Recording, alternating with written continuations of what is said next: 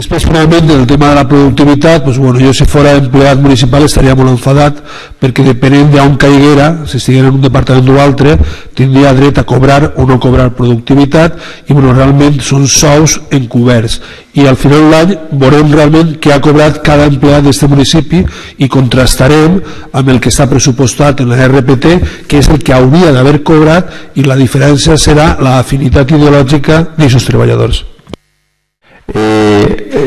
Yo hasta la última frase de la afinidad ideológica, pues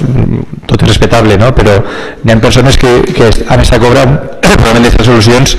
y en el periodo anterior, entonces igual esa afinidad ideológica sería difícil de entender. Podemos estar fent bé, mal o regular, però interpretar això crec que no és acertat i si feu aquest estudi probablement vos donaria que no és així, encara que evidentment és respectable tant la vostra opinió com la nostra.